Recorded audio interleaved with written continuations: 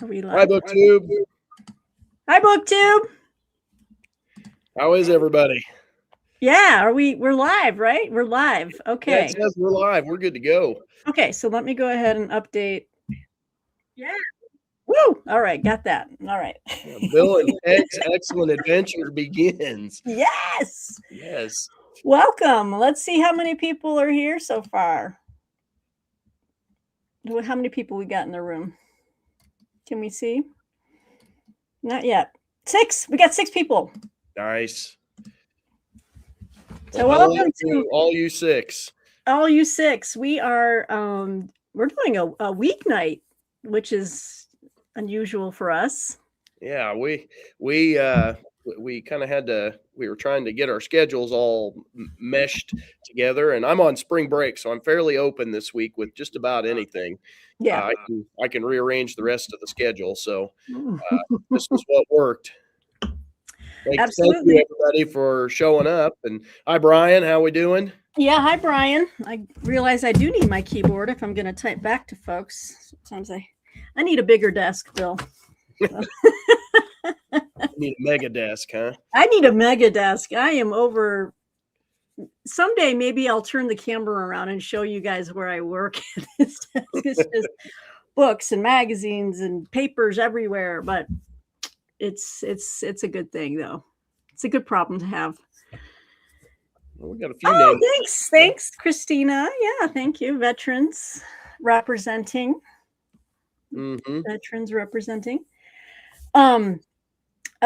So yeah, we're just doing a little catch up, guys. And Bill, I went and I looked to see when our last live stream was, and it was our New Year's. Was it our New Year's Eve stream or something like that? Yes, it has been a hot minute. So it's been a quarter. So what have you been up to? I'm looking for something right now. Sorry. What have you been up to in the last 3 months now? Yes.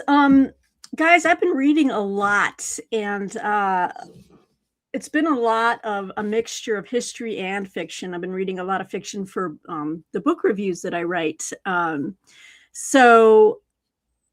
I have a lot of things in process or about to start, but I realized that I want to just we have limited time. Oh, and I should have asked you, Bill, when is your stop time? Whenever you'd say stop. All right. I'm thinking, let's see how we are about an hour and a half. Sounds great. Okay. So I thought, Peg, let's just pull the books that you've recently read that are history, and unless people, and then I might mention a couple of historical fiction stuff, but I know that between the two of us, Bill, we have a lot of, a lot of books to show and a lot of books to talk about. Mm-hmm. Just been doing the usual, and trying to keep up with the channel, trying to keep up with the reading and the buddy reads, which I still need to get my message in for you and Brian. Well, don't feel bad. I've been struggling on videos. I finally got a few up this week. I saw. So I was pretty happy about that, but I don't know. By the time I get stuff done at school and I get home, and first thing, my daughter's getting her snack, and then we sit down and we do our 30 minutes of reading, and then we're on the math adventure, and then, with homework and everything. And by the time dinner's done, it's time to take baths and get ready for bed. And it's just, I'm the little bit of time I got I'm just too tired. And then Monday we get back to school. We've got my middle school girls track starts. And so for the next 2 months, that's what I'll be. That's basically what my life will be. Man. And I don't have kids, but I do consider our 4 dogs to be an equivalent kind of like, hey, okay, the dogs all need to be fed. I've got to do this. I've got to let them out. I've got to play with them. I got to do whatever. And then I might do some more work in the evening. So it's just, and then it's like, I've overbooked everything, Yep. That's just how it is, isn't it? It is, and I don't remember being this busy when I was younger. So it's so funny. It's like the older you get, the busier you get. Is this real? Yeah. or the more tired I am, so I feel busier. I think that's maybe part of it, because I've like given up some of my sports that I've coached, and I Yes, don't you go did. I don't go play old man softball anymore. I mean, there's a lot of stuff I don't do anymore, and I still feel absolutely wore out. I Yep. think it's just age. We're Hey, getting up there. wanted to say hi to Greg from Another Bibliophile Reads. Right. Oh, is he in the room? Let me see Yeah, here. he's in the chat. Greg, Oh, I see. Okay. I wanted to say I was watching your video, and of course I was trying out the Read What You Own challenge, and I noticed you hit your mark of 25,000 pages, and so congratulations. But you also said you bought some books in the middle of it. So don't feel bad, because I gave up mine too. I saw Ollie gave up his, and I had a spring break book haul, so it happens. You know what? I watched your video where you're like, well, I made it to March. And I thought, you know what? This is why I was like, maybe I'll talk about this in our live stream.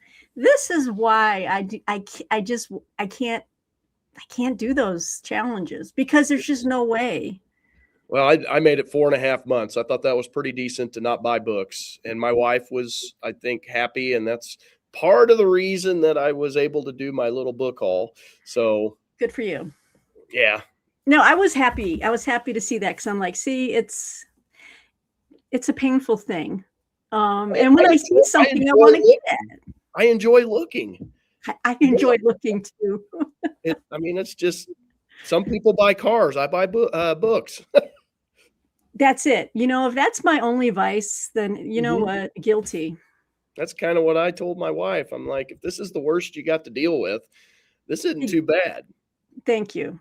I've always said that. I'm like, if this is the biggest thing that you've got to deal with, then well, probably the worst thing she's got to deal with is, oh, get out of here. behavior wise, my book buying is probably the worst. Look at that. You're funny. Yep.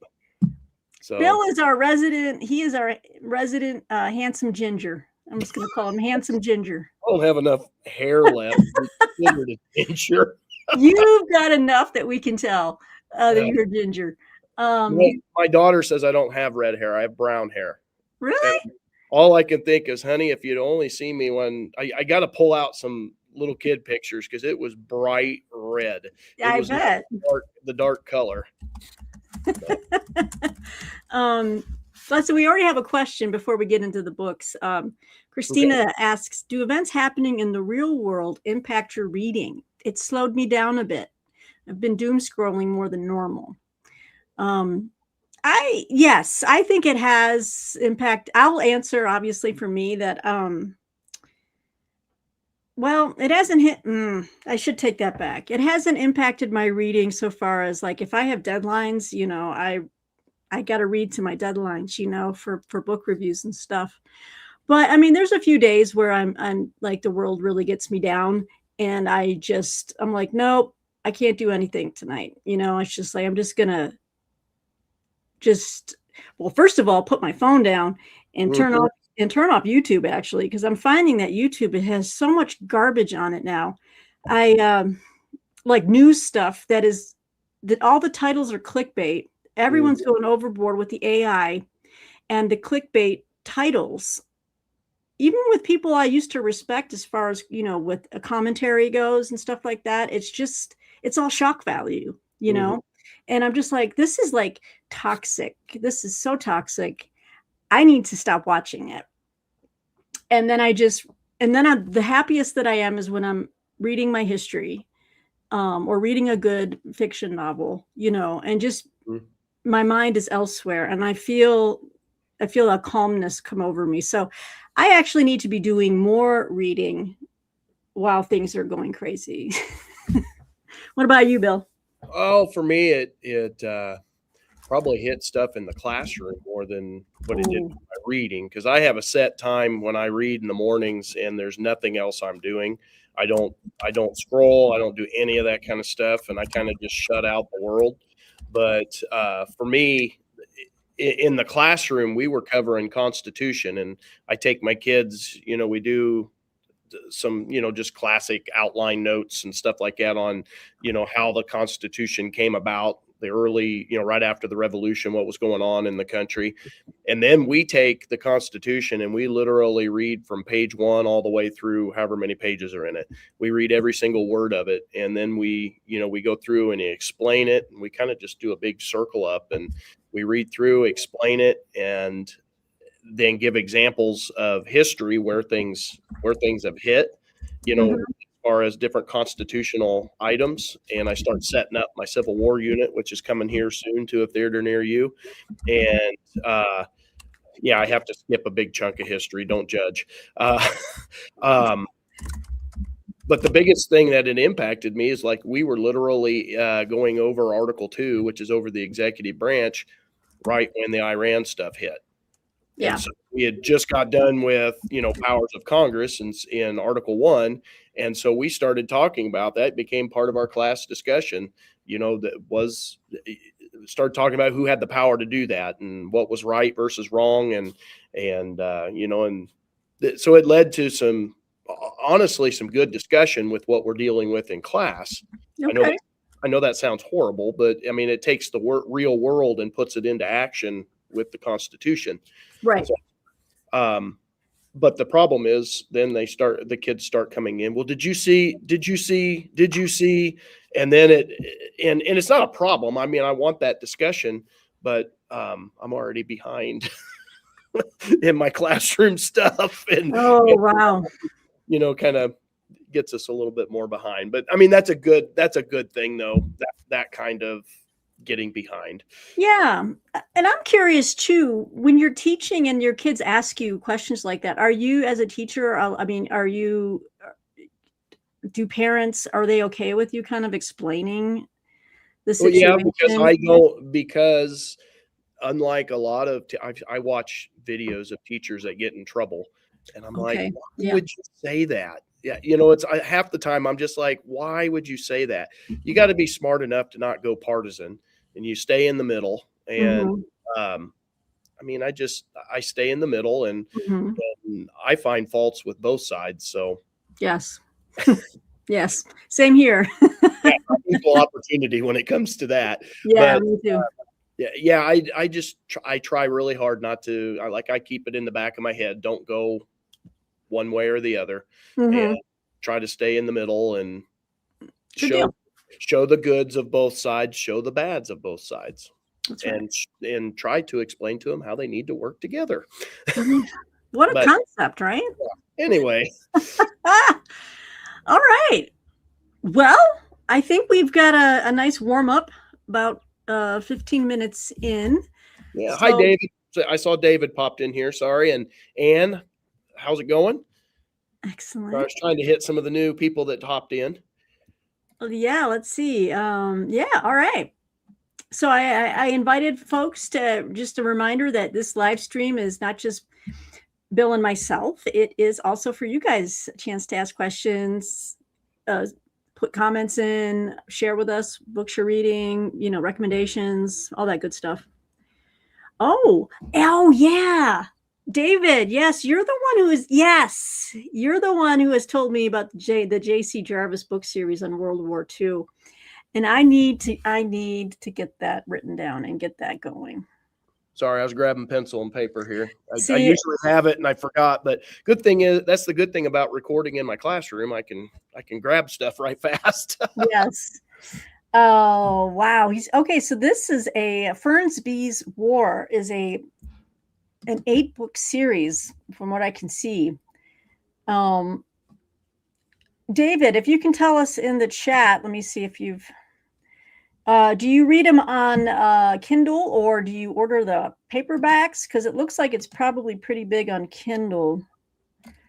And they're like free if you subscribe to Kindle Unlimited. So, but they do look good, and I do need to get to them because you recommended them. So thank you. He's on book number 3. He thinks we'd both enjoy it. Well, I got it wrote down, so I will check into that. Excellent. And we're already getting some. Anne's got a suggestion on 2 historical fiction books she's reading. That's fantastic. Immigration from Palestine. Okay, Paradiso 17. Boy, yes, we will need to write these down as they roll in. But like I was telling Bill before we came on live, we're going to show books, and just so that the last time I learned in the StreamYard setup, I'm going to go large screen for whoever's talking so that you can see the covers of the books, and we're not trying to cram them in here and look around. So, Bill, would you like to start? And should we start with what we've recently read and then move into what we're currently reading? And if we have time, then talk about some of the books we're about to start. Okay, so the most recent one that I Whoops. I did it wrong already. Okay. well, I know what that was all about. I know what that was about. All right, here we go. So I just finished this one for first quarter of Historathon 2026, which is ancient history or from the beginnings to 500 AD. And what is ancient history by Walter Sheedle? Hopefully I'm saying his name right. But yeah, this was not what I thought it would be. And yeah, you can put your face back up there and make it. Yeah, there you go. They don't want to look at me that long. But this book, I kind of, it's 250 pages of text that he could have wrote in under 50. Oh, mm-hmm. I gave it a 3 on Goodreads. I did not really care for it. It basically goes on the premise of most ancient history in colleges basically revolves around the Greeks and Romans, and so much more out there. Okay. And there needs to be something done with the academic world to somehow include the rest of it and be able to what do I want to say? Be able to like shift gears and blend the new information that's coming in. Mm-hmm. That was kind of the general concept of it. And then he gave basically the history of German colleges that really got the ancient stuff going, and why the Greeks and Romans became so prominent over all the others. And he, complained about how all the others get cut out. And it's a good complaint. I'm not disagreeing whatsoever. It was just he could have said that in under 50 pages. And really, honestly, I think it could have been just a good journal article. I didn't need I didn't think it needed to be a book, but that's just my opinion. Doesn't mean much. It means everything. You're the resident history teacher here. Yeah, I'm glad I read it. Don't get me wrong. I don't know. Okay. All right. That's kind of my thoughts on it. My real quick thoughts. Your real quick thoughts. Okay. Well, I'm going to get to my next book, but real quick, I'm going to welcome Todd. Thanks for joining us, Todd. Oh yeah, Todd. How we doing up there in Michigan? Up there in my home state. Yep. You just finished a basketball book, The Breaks of the Game, and he loved it. I'm not a big I used to be a huge basketball fan, but there's a couple times a year where I start to get into it again, just a little bit. And that's when at my work, we have a March Madness pool, and I don't follow college basketball, but for the last 3 years, I have almost won. Well, one year I won based on gut choices. Like I went through the brackets, picked them, and I won a big food basket with like chocolates and nice. now I've got the taste of victory in my mouth, right? I have to keep going. So I just picked my brackets earlier today, and so I get into March Madness just because it's like a competition thing to see, you know. That's fun. Yeah. But so that's kind of fun. And the Detroit Pistons are doing really well this year. So I am following that line. I bet Todd is too, if he's from Michigan, Did you guys ever see the sequel to Gettysburg, Gods and Generals? And actually, Gods and Generals comes first. Gettysburg is the sequel to Gods and Generals. That's correct. Because I've seen both of them. I own both of them at home. They're awesome. There, I remember seeing Gods and there you go. I was so happy. I'm reading it right now. I know. When I watched your video, Bill, I was like, I am amazed that you haven't read it yet, you know, but I that's don't know. okay. I find a lot of books like that, or I'm like, why haven't I read this? You're reading it now, and that's the only thing that matters. Gods and Generals. I actually went to the theater to see that when it was a 4-hour thing, and there was an intermission. Like I invested in this because I wanted to see the battle sequences on the big screen. I have to say, in both The Killer Angels and Gods and Generals, the casting for Robert E. Lee was awful on both. You didn't like Martin Sheen? I'm sorry. You need to get an actor that doesn't need to have like a step stool to even get close to the guy's height.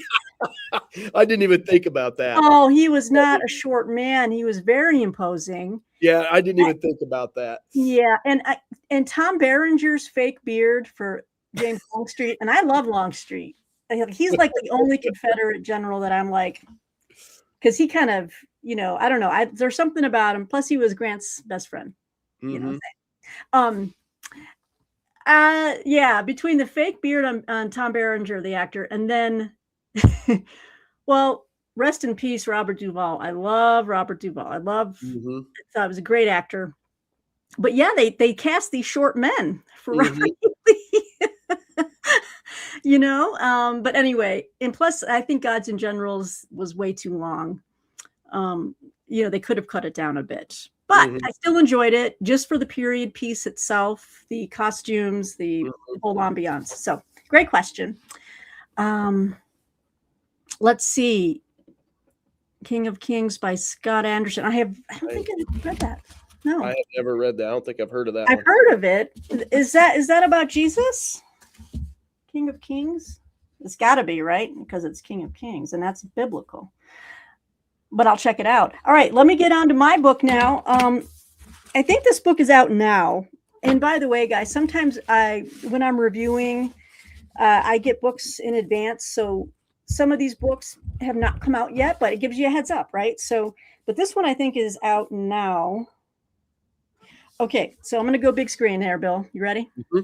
All right, here we go. I'm not trying to take over. Oh, yeah, you're trying to get rid of me.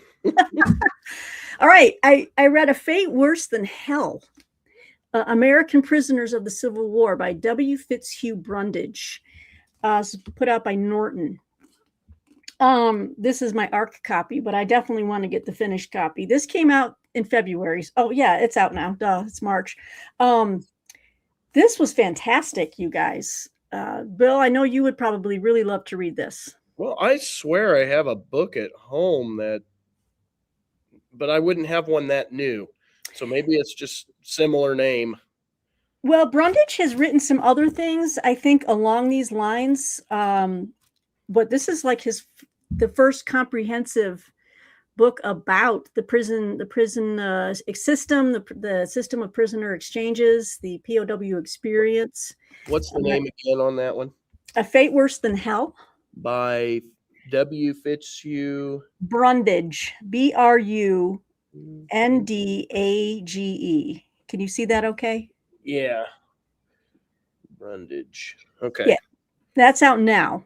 So this was great. What can I tell you about this one? I mean, I've got so many things underlined when I was doing my my review. I'm trying to remember now because I go through books so quickly now, but the level of detail in here, I just don't think you're going to get around it. And also it really takes a specific angle. It goes into great detail about how, sorry, let me get back to people here. There we go. So it gets into the actual intricacies of how Lincoln too, like what he thought like they should do with the prisoner exchange system, the politics that were involved that actually cost the lives of people waiting to be exchanged. So it really gets into like just the political grandstanding, as it were, and how the Confederates too were also not playing in good faith with the exchange system. So and then of course it talks about just the brutal conditions. You're talking Andersonville, you're talking Elmira, right? What are the other ones that are? Libby. What's that? Oh, Libby. Libby, Libby was in Elmira, right? Or is that just the? I might have messed that one up. Sorry. I think I messed it up because the Libby prison is in Elmira, New York, I think. Okay. Yeah. Let's see. Did I miss anything on the quotes or the? If you can help me with the. Yeah. Well, Brian, you said that you got a couple of them on the prisons that have hell in the title, and that might be the case with the one I have at home. I will pull it off the shelf when I get home, and I'll send a picture to our Buddy Reed chat. Our Boxer. Yeah, that'd be great. Chat. And I'll show you what I have. Yes. Yeah, this was great. And it just gets you all into the weeds of it, and I really enjoyed it. I shared this with I don't know how many of you out there are aware of Substack. I'm not I'm starting to get into it because I'm following certain people that I enjoy, like writers and historians. Have you guys ever heard of a Civil War historian called Kevin Levin? Okay. All right, great. Bill, you know. Yeah, you had me read that or watch that. Oh, that's right. That's where I sent that to you. Lincoln Books video. Well, I follow him on Substack, and so I get alerts when he goes live. And when he goes live, you can hop into the chat and ask questions. And I actually mentioned, he's like, he was talking about a project he was working on, and then I mentioned that I had read this. And he goes, "Oh, Peg," he goes, "that's great." He goes, "This is on my list of things." And he goes, "And I know Fitzhugh Brundage wrote a blurb for my first book, so, and he's nice. Like, and then he filled me in on some of the work that Brundage does. He goes, "I know that historians in the field have been waiting for this book for years." So it was interesting to get that inside baseball kind of like, oh, I didn't know that, like, the historians in the field were all waiting for this particular man to get all of this material together. Well, hey, here's a question. Sorry, I'm squirrel. Kevin Levine, right? Isn't that the guy's name you just said? Yeah, it's pronounced Levin. Or Levin. Is he related to Bruce Levin, the one we read together? Oh, the guy who wrote about Thaddeus Stevens? Yeah, is he related to him in some way? I don't know. Let me take a look here, because I think Bruce Levin, I think he had an E on Levin. Okay. I'm yeah, wrong. I don't think they're related. This Kevin, this is funny because it's like, I know his name is pronounced Kevin Levin, but that's basically why I said Levine. I was thinking of Bruce. It can also be pronounced Kevin. I pronounced it as like Kevin Levin. How cool is that? But the accent is on the final, like, the final, oh my God, I'm having a brain, you know what I'm talking about. Syllable. Thank you. Levin. Anyway, he's on Substack, and I had followed him for years on his blog. Remember those old-fashioned blogs that people had? And it's still called Civil War Memory. And he wrote a book called Black Confederates, basically puncturing the myth that Southerners put out, saying that Black people actually did fight with the Confederates. It's like, you've got to be kidding me. Come on now with this. So that, and then he also wrote a book on the Crater, the Battle of the Crater. So anyway, he's got a great channel on Substack if anyone's interested. Bill, let's head on over to you again. All right. So real fast, Vicki. I have not heard of that prison. Oh, Cahaba Prison. Yeah, it's mentioned in this book. Is it? Vicki, yeah. Yeah, I had not heard of that one. Yeah. Okay, so I'm going to have to go to my phone, so you'll have to bear with me, because I've gotten to where I really like audio in the morning. Yeah. So, and it allows me to get books, obviously, that I can't get in my collection. So makes my wife happy too. Let's do it. So Jeff Shara's Civil War Battlefields, Discovering America's Hallowed. Here we go. Hallowed Ground. Oh, I think I have that book. Yeah, that was pretty good. I mean, it's just a quick overview of 10 different battles in the Civil War. And he kind of prefaced it with some of these you might not pick, but he picked all the big ones. But anyway, he goes through and talks the history part of it, and then walks you through the battlefield and what to look for and what to do, what not to do. So it's kind of a field guide, maybe. I thought that was kind of cool. And of course, he blends in him and his dad's history writing into this, and so I thought that was interesting. I didn't see anything or hear anything new in the narrative. There wasn't anything mind blowing, but it was well done. Okay. Yeah, I love Jeff Shara. I actually had the pleasure of interviewing him for one of his historical fiction novels on this channel. Yeah. Did you ever watch that interview, Bill? It was a World War II one, wasn't it? It was the Cuban Missile. Oh, the Cuban Missile Crisis. Cuban Missile I was thinking it was his World War II series. Yeah, I've got his all stacked up because I've picked up a handful of them. So that's going to be part of my fiction series reads. I've got those all ready to go. Well, can I blow your your hair back? Is what I was going to say. Well, wouldn't take much. I've got some news that's going to blow your hair right off your head. His next novel, Bill, let me pull it up. Oh my God. Are you ready for this? His next novel is called The Unfinished Work, a novel of Abraham Lincoln. Yes.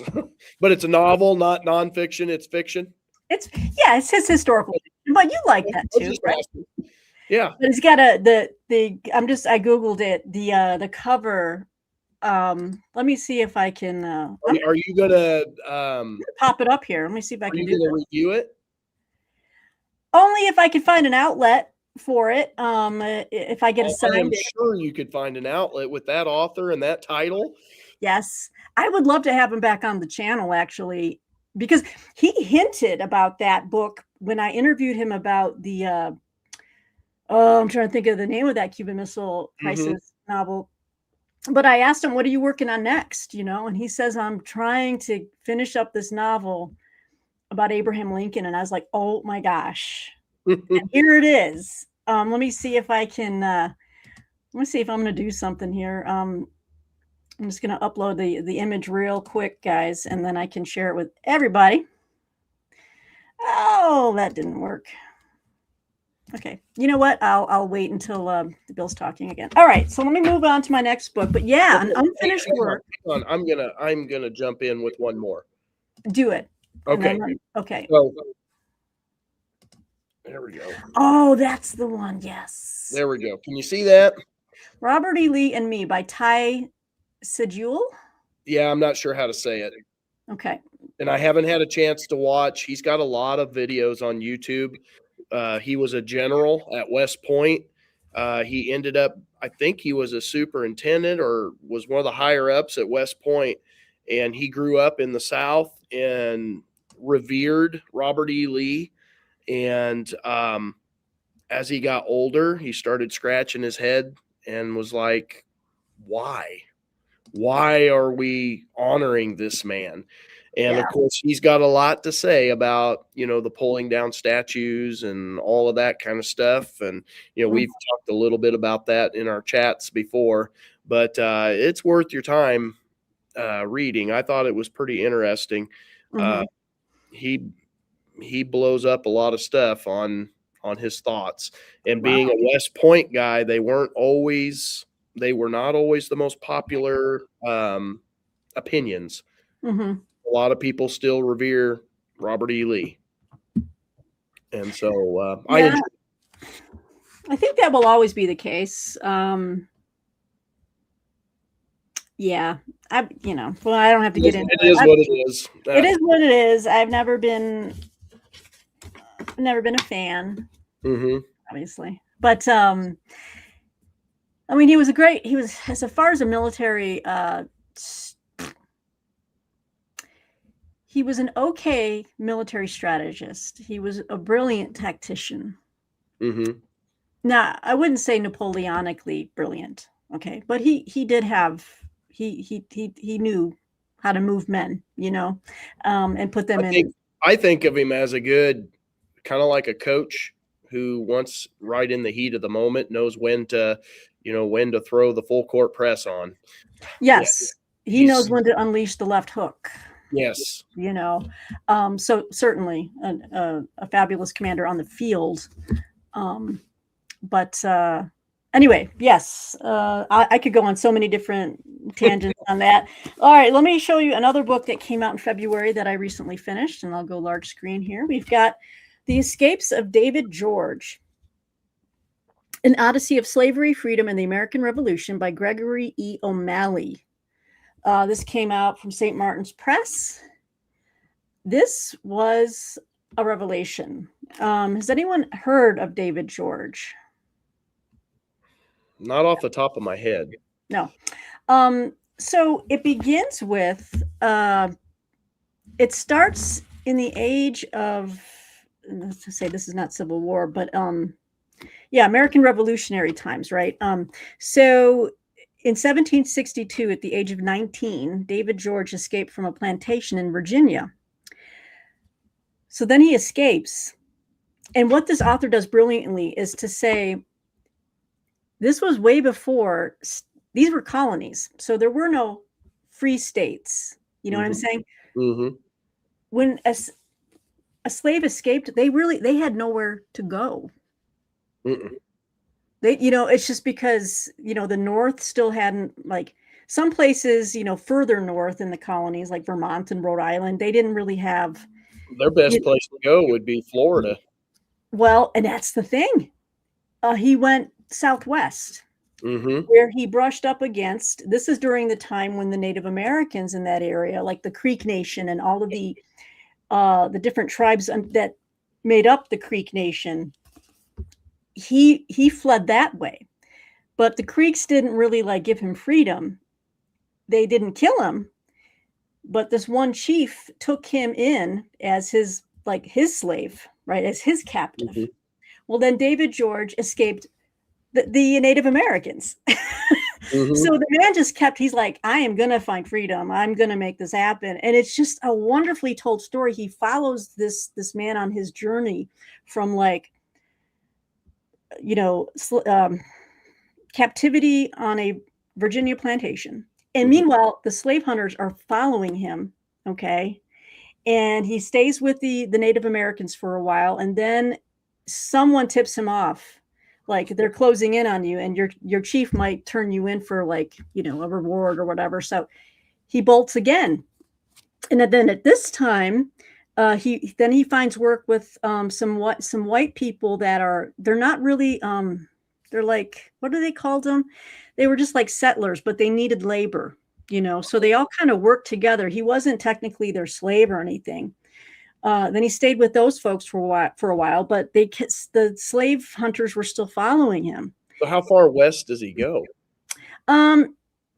Just as far as. And what are you still in? You said colonial times. Yes, because it takes you through the beginnings of the revolution. Because then at one point, he flees to the occupied cities in the North where the British were, because he heard that the British people were offering, slaves to come over, the enslaved, to hey, fight for us, fight for your freedom. Lord Dunmore's proclamation. Yes, and then he winds up in another place where he becomes the first Black Baptist preacher in the area, and basically he's saying that this guy could be considered a founding father in a sense that he helped establish the first Black Baptist church on another plantation where he had a better existence, and he lived there for 10 years. I won't say better existence, but he was able to marry and have children.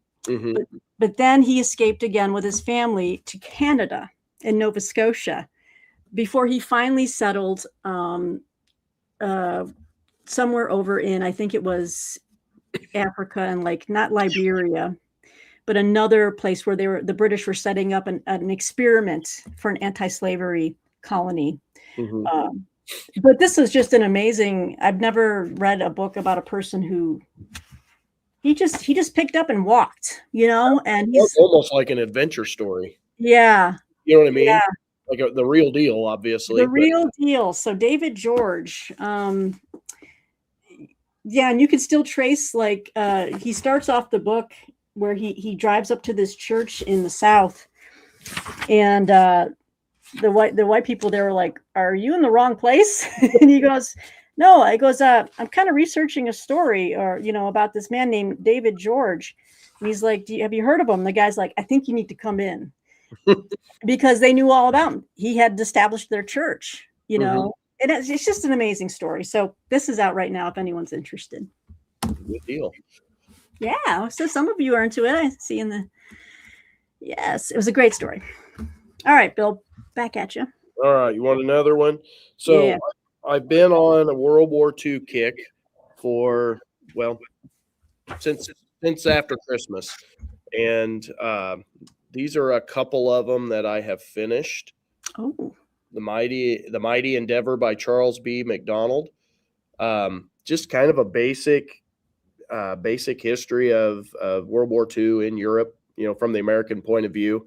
I did nothing really stood out to me, but it was a good narrative. And then I also finished Stalingrad by Anthony Beaver, wow. and that one was really good. That That's one, one I need keep meaning to read. yeah, he the thing I really liked about it was he bounces back and forth between the German perspective to the Russian perspective, or the Soviet perspective, and he keeps going back and forth. And he brought in a lot of um, primary sources, like he's got it in the dialogue and everything, and from the letters and from just different things. And I enjoyed it. It read fairly quick, and Mm-hmm. I liked it. A lot of gruesome detail on what they suffered from as the food rations got shrank down, and just what they had to resort to, and then the bitter cold. And they were talking about the one of the things that stood out to me in this one was with the bitter cold, when the frostbite and everything would settle in, and what they had to, what they suffered from with that. And Yeah. it was interesting. It was good. Whew. With a lot of personal details to help bring the battle to life for me, because I've never read anything on Stalingrad. So Yeah. that was my first Stalingrad book. Oh, well, I think that's what I've heard too, is like if you want an introduction or a good place to start for Stalingrad, Anthony Beaver is just so highly esteemed and respected, Hmm. a historian. Well, in his narrative, even for somebody like me, I knew nothing going in, but it didn't go over my head. Yeah. That the hardest part was like the Russian names, Right. but that's just you can't help that. Yeah. Well, oh, okay. Well, I speaking of World War II, I just finished this book, which came out yesterday, March 17th. Let me go big screen real quick, and I highly recommend this book. This is The Last Titans: How Churchill and de Gaulle Saved Their Nations and Transformed the World, by Richard Vinan, who is an author I've never heard of before. And this was out from Simon and Schuster. So it's not a full life biography, or it's a dual biography, but he couches it like that. But it's there you go, so you can see that. Okay, so he doesn't like start from like analyzing every aspect of their youth. I mean, the first few chapters kind of tackles like early lives, you know what I mean, and it breezes through. Yeah. But what I got from this was just, I mean, I knew about de Gaulle, but I didn't know that he was such an interesting character. How And many books have you read on de Gaulle? Just sorry to interrupt.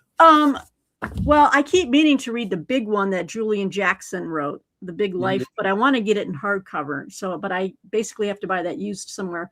I read about him in other books, but I haven't read anything specifically on him or his life. Yeah, I haven't either. That's why I was curious Yeah. if you had. I have never read a biography on him. I don't know a lot about him. So Yeah, he's an interesting character. He's very much the opposite in personality of Churchill.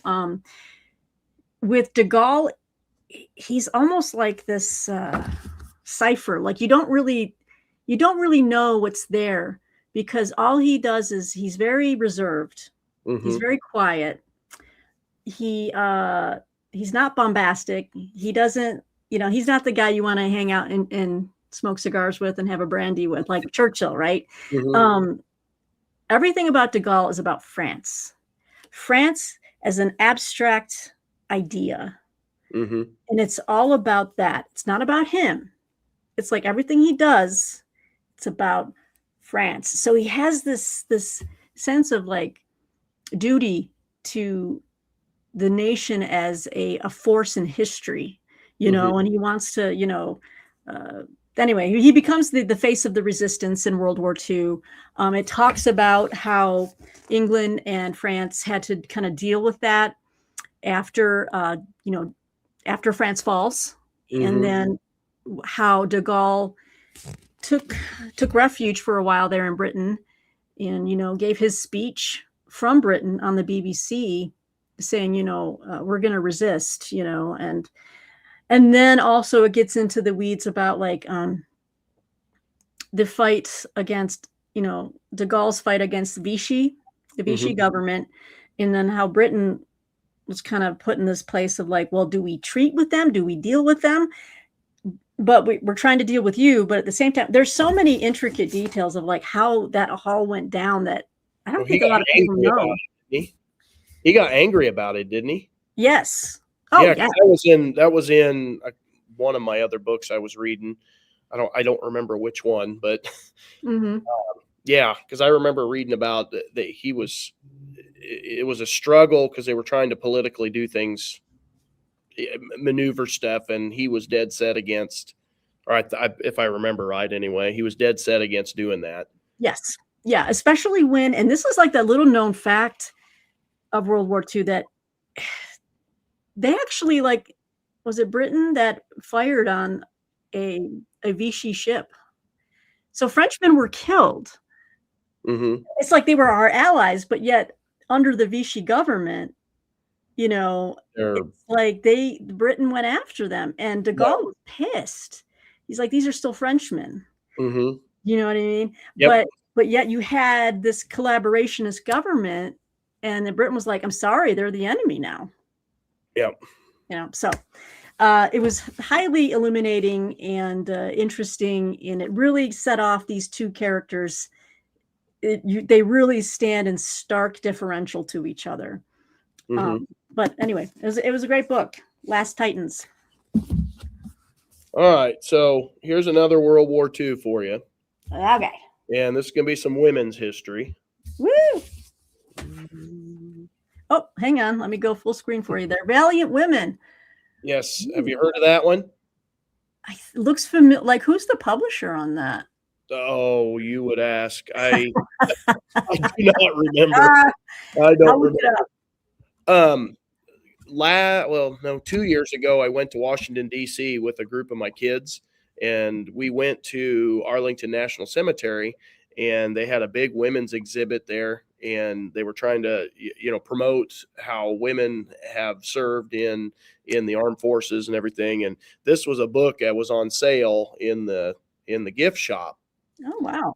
So I picked it up and read it, and it was real interesting. It talks about all of the different auxiliary groups that got put, or no, they aren't officially auxiliary anymore, are they?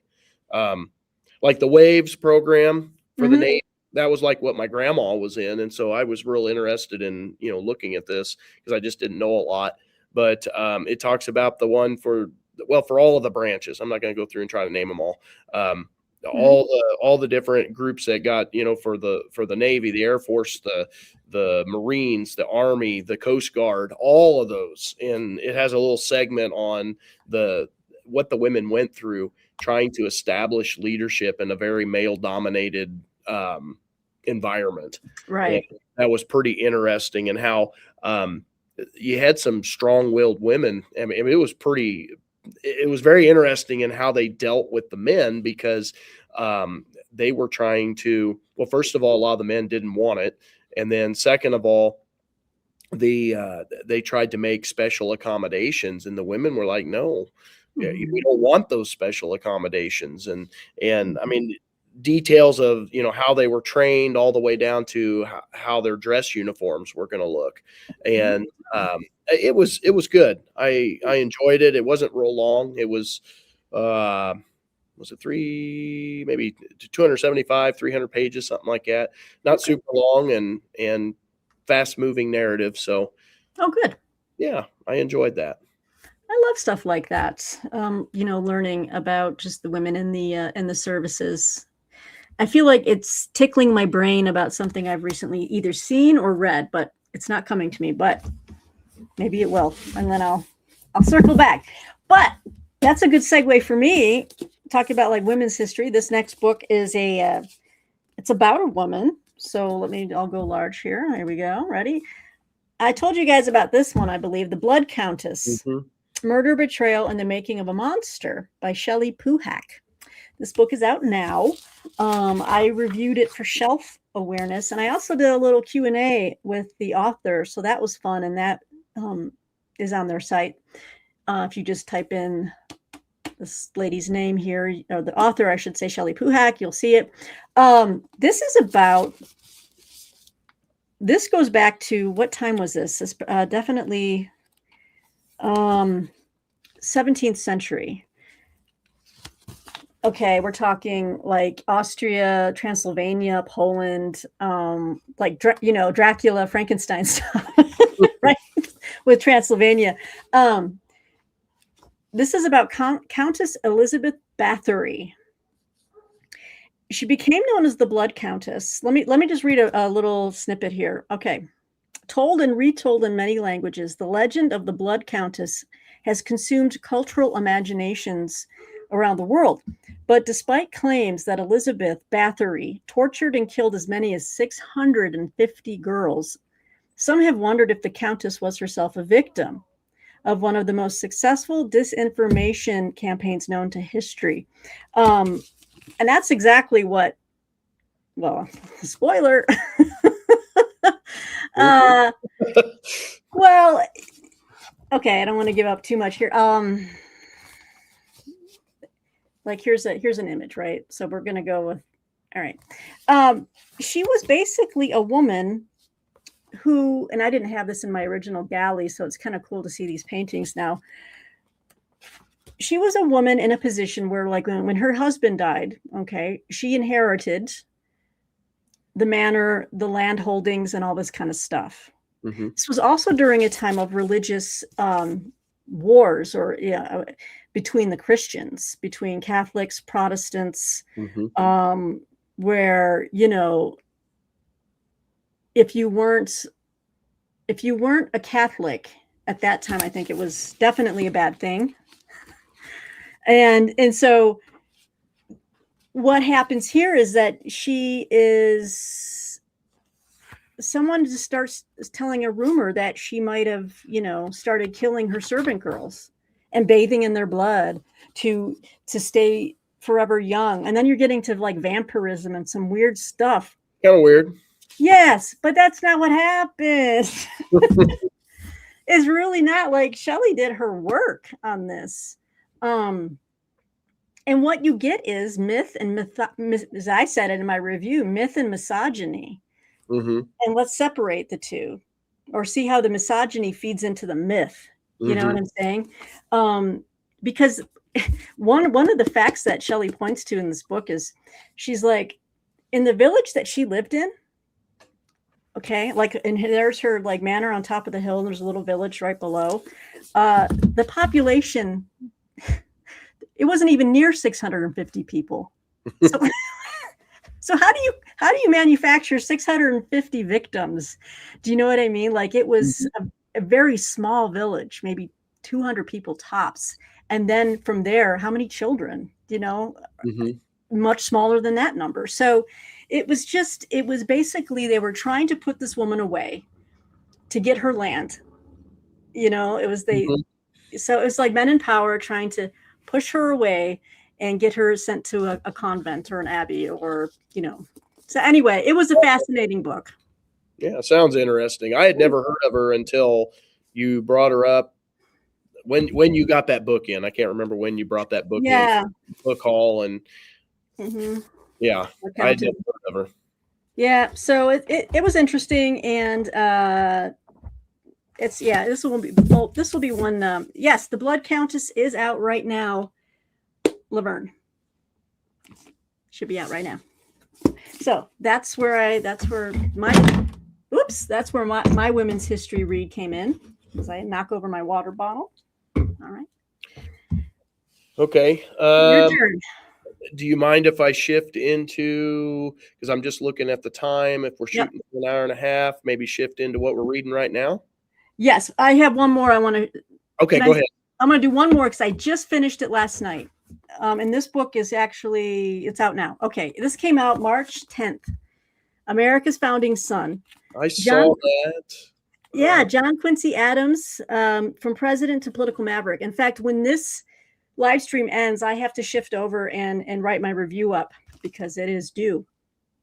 This is by Bob Crawford, you guys. And I'm like, who's Bob Crawford? Is he like historian? No, guess who Bob Crawford is?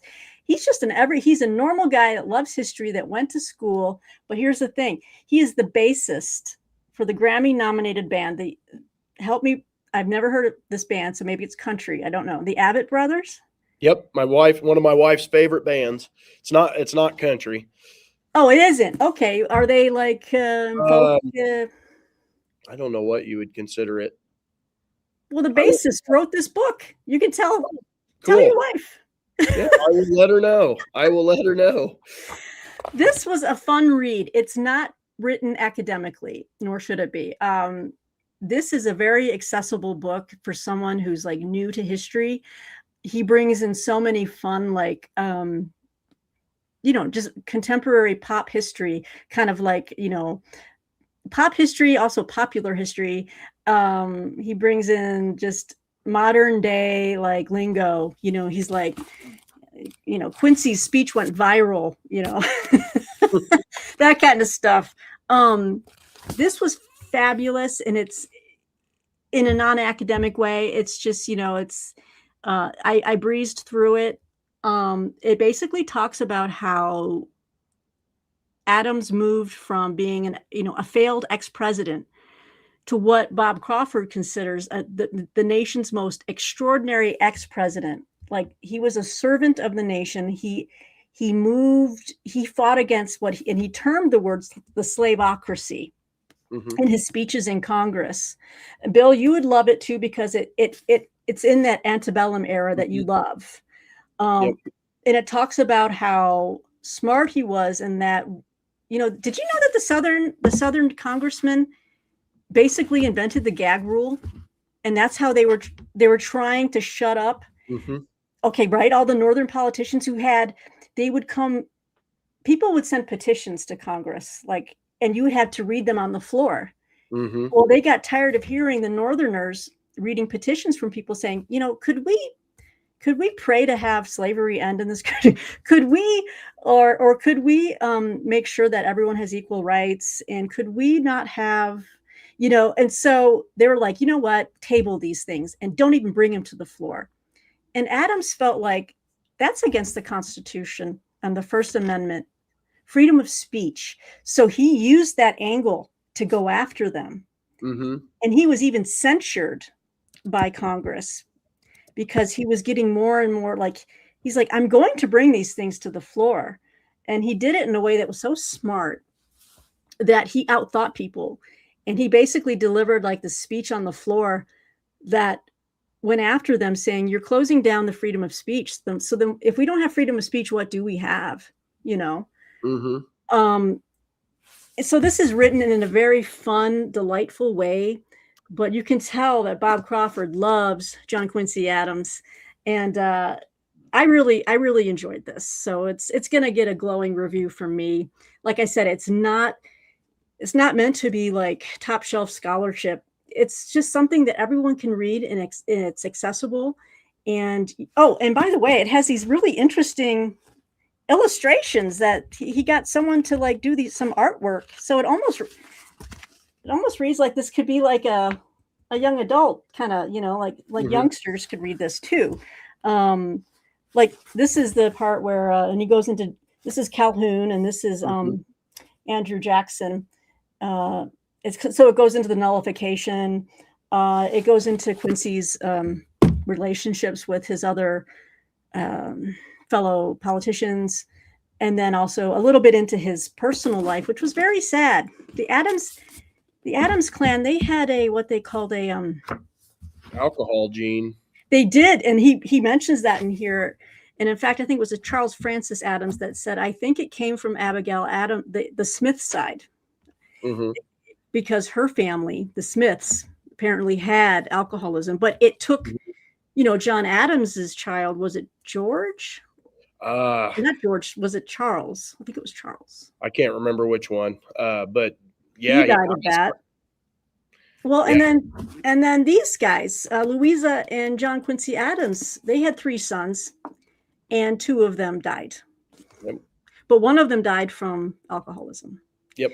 And that one was not John II, but it was, I think it was George. Anyway, great book, you guys. So I just wanted to share that. I just finished it last night, and I'm writing the review after this. So books like that are so important, though, I think, because not everybody reads like history books like we do, and that is an excellent segue for people who are not standard history readers, to draw them in. And then, from there, you read something like that, then you get interested and you start going and looking up all those people. And so I think it's a good gateway to bring people in to the history world. I couldn't agree more with you. Like when I was reading this, I'm like, these are the words I'm going to use in my review: accessible, enjoyable, just written very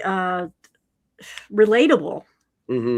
So I do think we need more of these type of, like you said, like gateway histories that can bring people in and then take them further. Yep.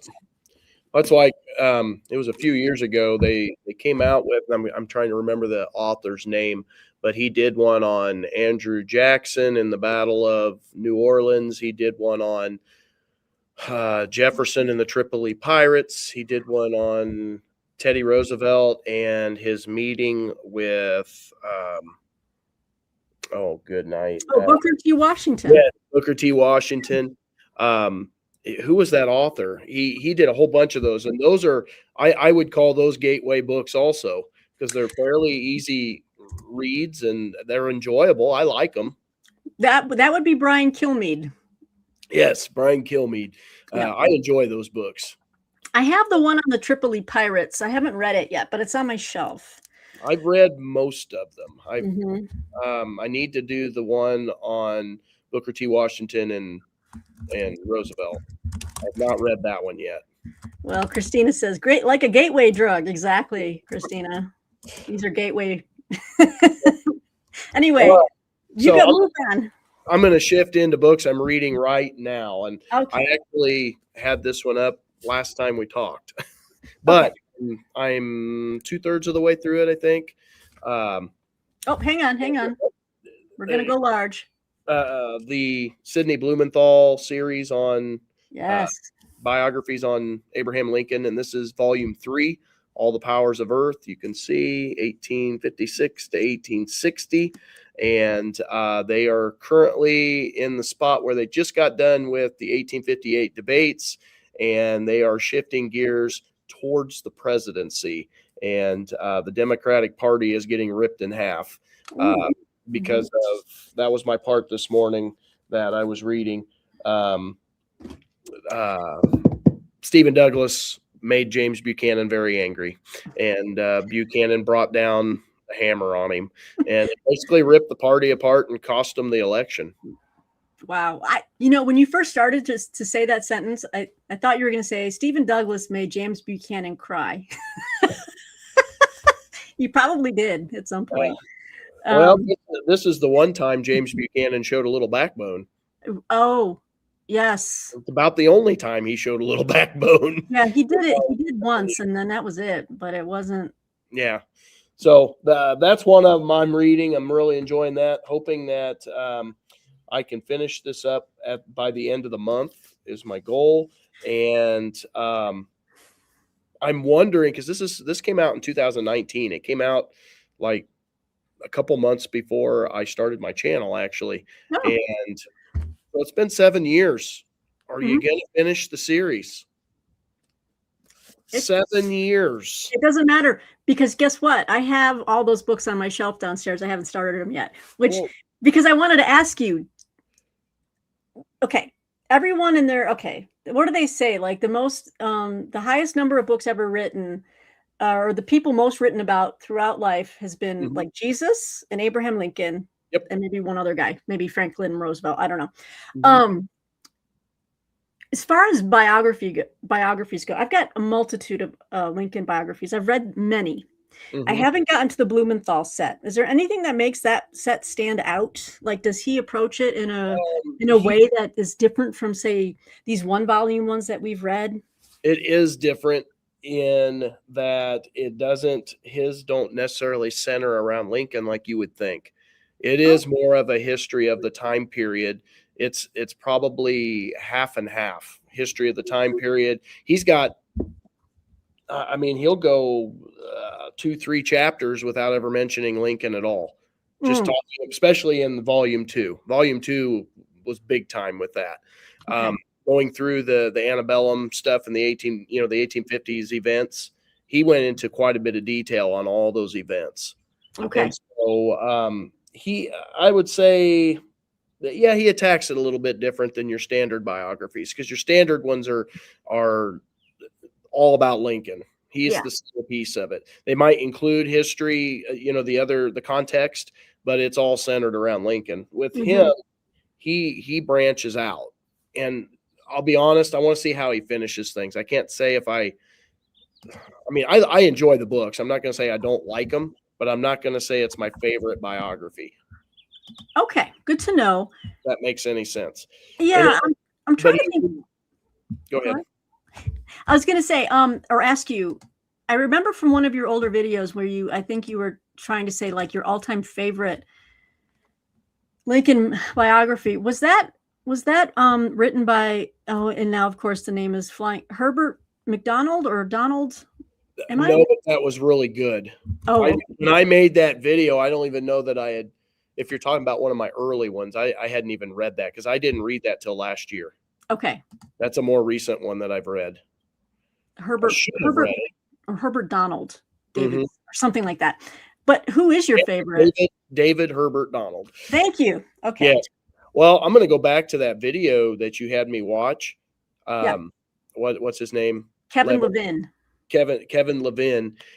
He said something that was really interesting, that Lincoln is much easier studied, like when you read biographies, if they're keyhole biographies on just certain parts of his life. Okay. And when he said that, I was like, you know what? I'm going to steal those words, because that is the perfect way to look at it. Now, I've got some favorite full life, full scale biographies, but Yeah. probably the best ones that have been written are those keyhole histories. So I love Carl Sandburg's classic, the Prairie Years and the War Years. Mm-hmm. I love it. Now, keep in mind, he is a big time Lincoln fan, so you probably could say there's heavy bias in there, but I Okay. love it. It's very well written. I like Doris Kern Goodwin's Team of Rivals. That's one of my all time favorites. I agree. That was amazing. I learned so much in that book. Let's see. Harold Holzer, anything he writes. Oh, Holzer, yeah, because isn't he like a head of the Lincoln, like an association or a historical society or something? Yeah. Yeah. Anything he writes is good. I got a ton of them. I wish you would have let me know you were going to ask me that question. It I wrote just, names down. I know. Don Fehrenbacher, the guy that I gave you Oh, the stuff. thank you for reminding me. I'm going to share this with everyone right now. Okay. Okay. Okay. I was going to make a video at some point about, like, BookTube made me do it. meaning books that I bought based on other Recommendation. booktubers' recommendations. And so Bill recommended this to me during our Battle Cry of Freedom, which I was going to get into that as currently reading. He's like, you got to read Fehrenbacher. There you go. You've got the hardcover. I got the softcover. So I went and found this book. I got a really nice copy, Bill. This is it right here. Yeah, yours looks a lot nicer than mine. Oh, is it? Okay. Prelude to Greatness, Lincoln in the 1850s. But yeah, Don E. Fehrenbacher. So it's a slim little read, but that's great. And it's in great condition. I don't know how much I paid for it, but I try to buy, when I buy used books online, I go for two conditions. I only look for very good or like new. Very rarely will I accept good, because I know good is probably trashy, and acceptable means it's just downright falling apart. So I always look for very good or like new, and I can't wait to read this. So. It's excellent. And it's got so many. Doesn't that one have the footnotes? Pretty sure it's heavy in footnotes. Yeah, we could see some footnotes in there. Yeah, you're gonna go on a rabbit trails. I love He's got a bunch of journal articles and stuff that he marks out on different things going on. The beginnings of the Republican Party. Yeah. I don't know. There's a lot of really good stuff. I love that book. That's one of my. He's got that. That's got to be in my top 3 Lincoln books. I love that book. Wow. You're giving me an idea, Bill, that maybe we should do a dedicated video together about Lincoln books. Yeah. Well, I'll have that would be fun. Yeah, I would have to figure out how to get that one done in front of my bookcases. Yeah, well, you can get, I mean, is your Wi-Fi okay in your home? Do you think you could? Well, no, because remember when we first did this? Because I have to do it off my phone. Oh, you got to do it off your phone. Okay. Remember it cut out that very first I did. Yeah. That's why I always come up to school. Oh, all right. Yeah. Well, it's an idea. Yeah. Well, since we're on the Lincolns real quick, I'm going to pop up. I don't have the physical galley, just arrived the other day. I'm going to be reviewing it for Shelf Awareness. It's not coming out till May, but I want to give you a heads up on this, Bill. Look what's coming. Okay. An Inconvenient. Oh, nice. The Torment, Trial, and Triumph of Mary Todd Lincoln by Lois Romano. Now, is this is nonfiction? This is nonfiction. And I was just talking to Martine about it. Let me get back here. I just feel like in many ways, Mary Lincoln, she had a mental illness. She was definitely bipolar. These are things that weren't diagnosed back then, right? But I think what this book is going to go into, I'll just show that again. I'm very excited to read this. And this is coming out May 19th from Simon & Schuster. It's going to talk about her life as a widow. And just how, Robert Todd Lincoln, the adult child, I mean, she went through a hell, as did Lincoln. They lost 2 children.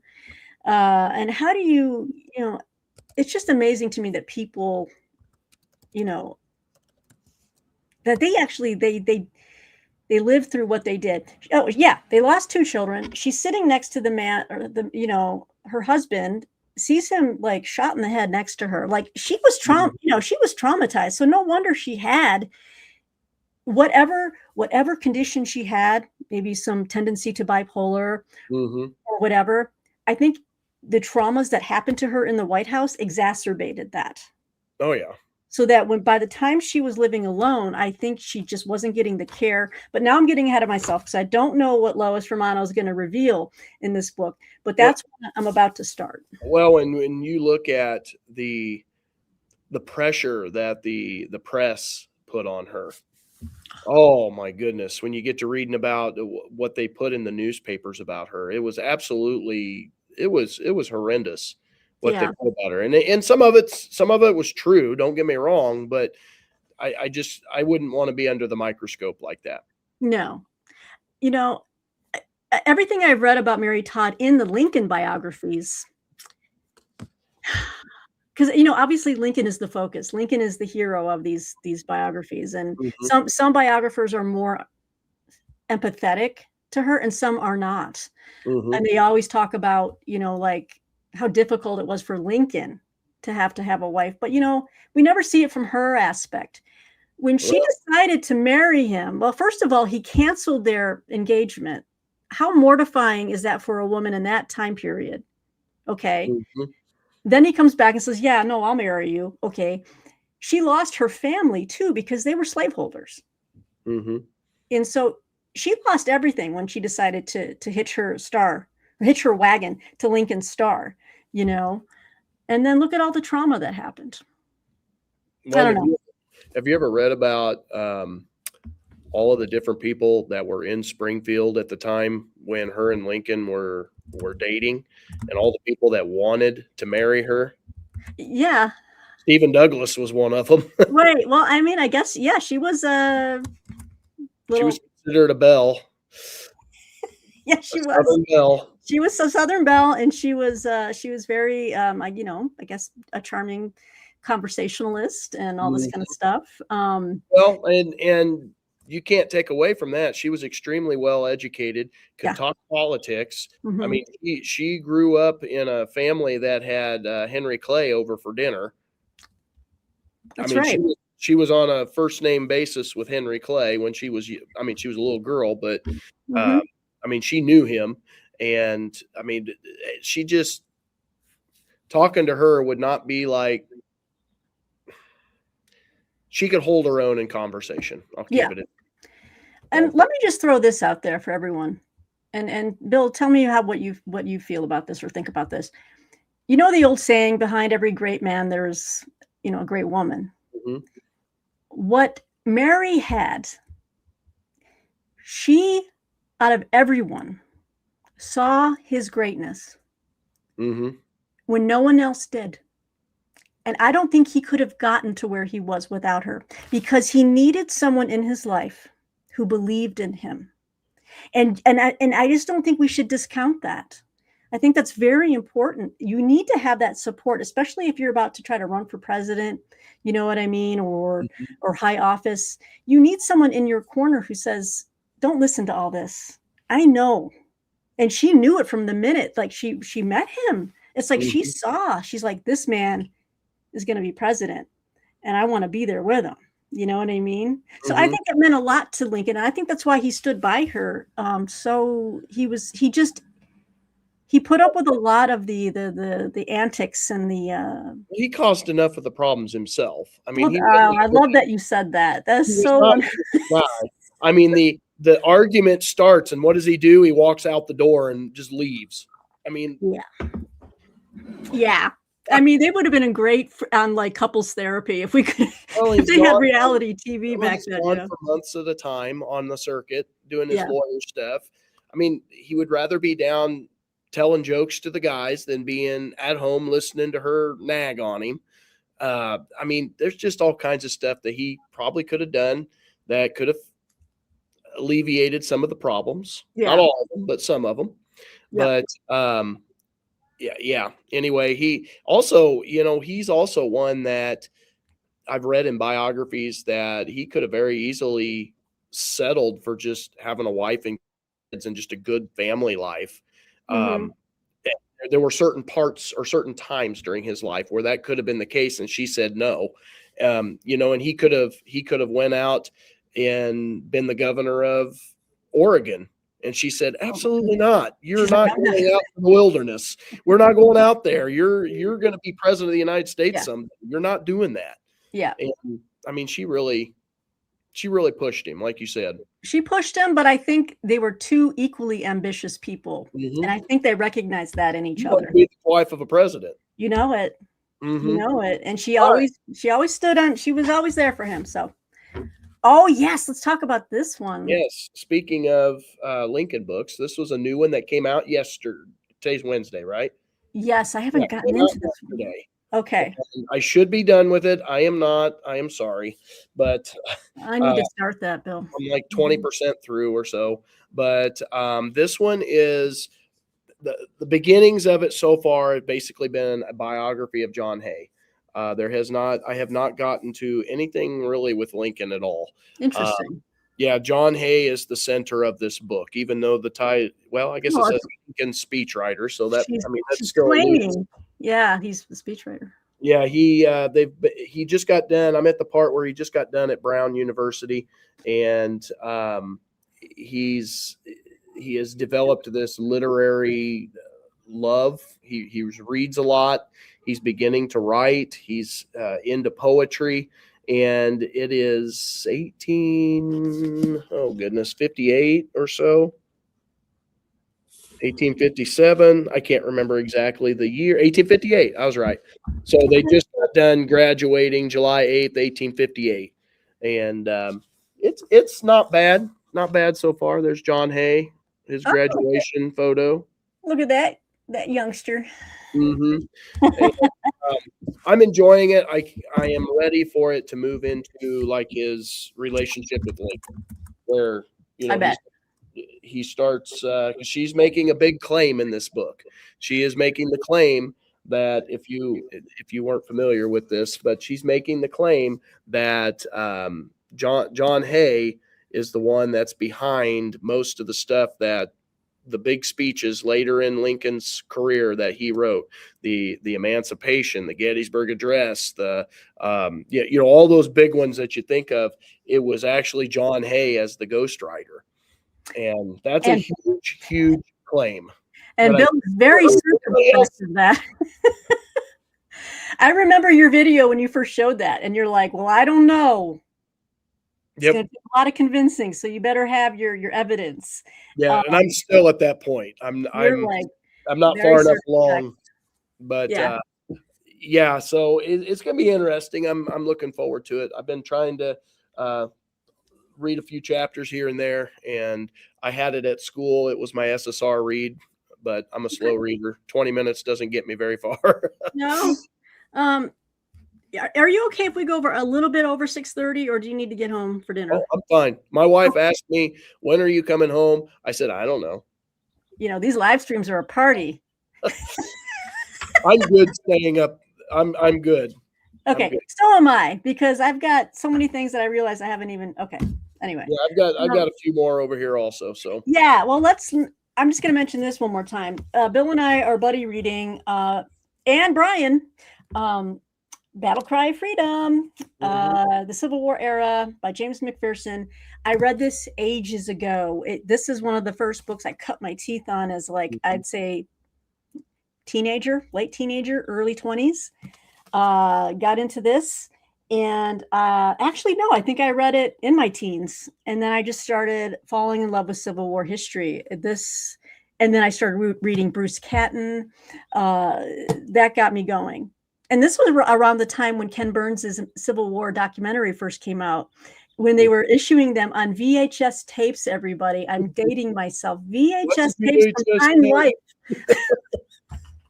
And I was on a subscription. My mom was paying for them and I would get so excited because every 8 weeks a new one came. And now now we're in the era where you just binge things. It's it's nonstop, but I would get so excited to sit down, and it was a big event. I put that VHS tape in there, go into my room in my rocking chair, and I was such a nerdy little book girl, and I would watch the Ken Burns series on VHS, and I still have those VHS tapes. They meant the world to me, and that really is what got me started. But yeah, we're reading this, loving it, and I had forgotten, Bill, how great McPherson's use of footnotes are, and that's where I'm buying more used books, because he's referencing these books, and I want them. Well, the Fehrenbacher stuff goes back to those footnotes. That's where I found that's what sent me down the rabbit trail of Fehrenbacher stuff, is the footnotes in Battle Cry of Freedom. Oh yeah, yes, yeah. Sorry, I was just replying to. Nope, that's all right. Christina said, so cute. I am 9 chapters in. I think Brian's already finished chapter 10. He flew by us. Brian, I was just waiting for you to do your message, and when you do your message, I just get right into that next chapter. No, you're fine. You're fine. I just don't want to jump too far ahead, and so I'm going to be probably tomorrow morning. I'm going to start on chapter 10. Yeah, start on chapter 10. I'll be leaving chapter 9 the next day or two. And that gets into the two sides, the North and South, going to war. We actually get into like the first battle. Yes, the first battle, Sumter, and then into Manassas. Yep. So okay, sounds good. Is it your turn or my turn? I went. Okay. Lincoln book. Go ahead. All right. Well, here's a brand new book that is not out yet. It'll be out in April. So we're kind of changing gears a bit from like Civil War stuff to we're going to go to ancient history. And this is The Lost Voices of Pompeii. Life and Death on Pompey's Final Day. Oop, there's my by Dr. Jess Venner. It's coming out April 26th from William and Morrow Books. I'll be reviewing it for shelf awareness, but yeah, it's all about. She wants to like understand people's experiences, like you know, what it was like a day in the life type of thing. So it's like I said, I haven't started it yet, but I'm about to. And she gets into the, like just the everyday people of Pompeii. Let me get back to Bill there. So yeah, I'll let you guys know what I think. Yeah, I'm excited to hear what you think about that. Yeah. So that's coming up. Well, here, I'll throw mine up there because it's okay. Let me get you in there. Yeah. Ooh. From University of Chicago Press. And oh, that's great. I'll be honest, it's not what I expected. And the guy that runs the place is the one that wrote the book. Okay. There he is right there. He is doing a lot of the behind the scenes stuff. So it's not necessarily about what you would typically think of when you see or when you talk about Pompeii, all of the touristy stuff. This is more of the behind the scenes, you know, just like the subtitle says, unearthing the real Pompeii. And he's kind of bouncing back and forth. I don't know if I'm enjoying it very much. It's got wonderful photos in it though. Is it about like the archaeological experience of it or well, the stories behind like some of these paintings and statues that they're finding. He had a whole chapter. He had a whole chapter on sex.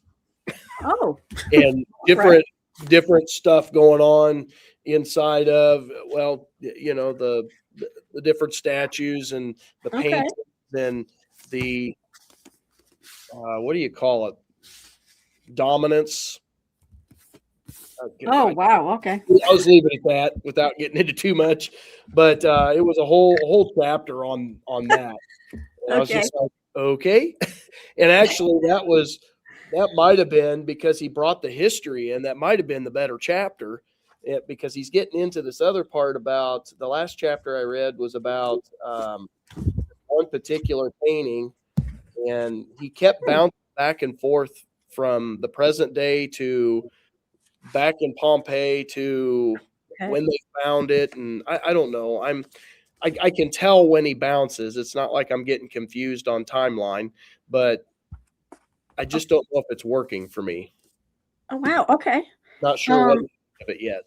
I think you probably would like this book better because, again, each chapter is about a subset of the, like she goes into like the one chapter is about the invisible slave. The next one is about the wealthy businesswoman, the everyman. And she even shows the graffiti. I love the graffiti of Pompeii. Like these were like, they were just us. It's so crazy. Yeah, I mean, he talks a little bit about that too, and he talks about the different, just the different upper class, middle class, lower class, based on different types of graffiti you're finding, and then just with the different as they've uncovered apartment buildings. You've got one room apartment buildings and lots of them. They were mass produced, but then you've also got huge homes. Yeah. Yeah. So it's so interesting how we're almost mirroring each other with like, it's so crazy that you had a book on Pompeii and so do I. Yeah, that was one that University of Chicago Press sent me. Oh, that's awesome. Yeah, and then that what is ancient history? I guess I should have said this earlier. That very first one I showed That was the University of Princeton. Oh, Princeton okay. Press. Princeton University Press. There we go. Pup. They sent that to me. Well, that's fantastic. And Yeah. I am, again, I'm going to mirror you in a way. All right. I'm going to show you a University Press book that I just got and I am reading, and that I should be. I'm doing writing a review for a website called World History Encyclopedia, which is interesting. This is from the University of California Press. It's kind of different. This is The Importance of Being Gorgeous: Gender and Christian Imperial Rule in Late Antiquity by Susanna Elm. Now, this is definitely more academic from what I'm already into it, but it's a beautiful book too. Let me just say that there are color. Let me see if I can find some of the color. That's in color, but you can't really tell. It's hard to describe what this is about exactly. Like I'm in the early pages. Let me get you back here. So yeah, The Importance of Being Gorgeous. This is essentially about how, okay, it's definitely like a more academic, like, ooh, we're going to tie together the notion of beauty with the depictions of people in antiquity, but also mostly around like the rulers, what they wore, you know what I mean? Like how they would style their hair and how important it was to look a certain way, you know? So this might really open up this is something I'm not used to reading. So wish me luck. The Importance of Being Gorgeous. Yeah, academic book from University of California Press. So nice. That is underway as well. What do you got? All right, here's a door stopper. Oh, bring it on. It's an old one. Okay. You're reading it. Yep. I keep putting it off. It is a chunky monkey. It is so good. Not the topic. The author is so good in his writing. I love it. It reads very fast, and it's almost like a conversational tone. Really? Lots of primary sources brought into it. I really like it. I read some snippets of William Shire with my 7th graders when we cover World War II. I got some oh gosh, what's the word? Little clips from other books. What do you call that? Clip? What do you mean? Blurbs? What? You can say blurbs. That's not the word I'm wanting. Oh goodness, okay. I'm so going blank. Embarrassing moment. But that anyway, happens to me on camera all the time. But anyway, we read him in class, and I'm always, like, why have I not read him? Because when we read these extracts, or that's not extracts, quotes, captions, not the right word. I'm trying.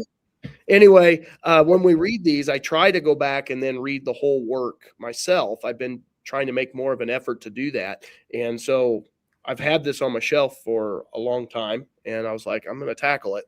And so, yeah, it's good. I'm really happy to hear you say that, because I am excerpts. Yes, Christina. Thank you, Christina. You saved the day. Yes. Excerpts. I didn't know it because I'm always having to explain it to the kids what the word means. It's excerpts. Yeah. Anyway. Yeah, I've been wondering. I've always been wondering. I've wondered what the reading experience is like for that massive book. Mm-hmm. I have a copy of it, not your copy, but I think mine is more of a. It's. I think I want a better edition. I think it's too flimsy. I think it might be a book club edition of The Rise and Fall, and I kind of want a big, heavier book that. Well. Kind of speaks to the topic. Oh, look at that. This is an ex-library copy. You see the big split? Yeah. So I went on that Mylar cover. It wasn't taped. And so every time it got loose, that cover would kind of do this. Mm-hmm.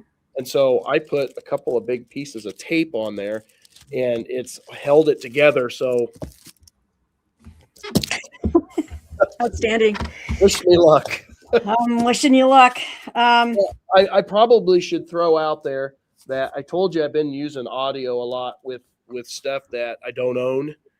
With this book, just because of how big it is, Yeah. I've had audio on while, and I'm following along with it. So I didn't want you to. I don't want to put it's a disclaimer, I guess. Okay. I didn't thinking that I was. Yeah, I'm too slow a reader. There's too many books, and I'm too slow. So with that one, I've had audio on as I'm going through. Hey, whatever works is what I say. Okay, another book that I just started and I need to finish by the end of the month for review. This is a book coming out in late April, everybody. So stay tuned if this is a topic that you enjoy.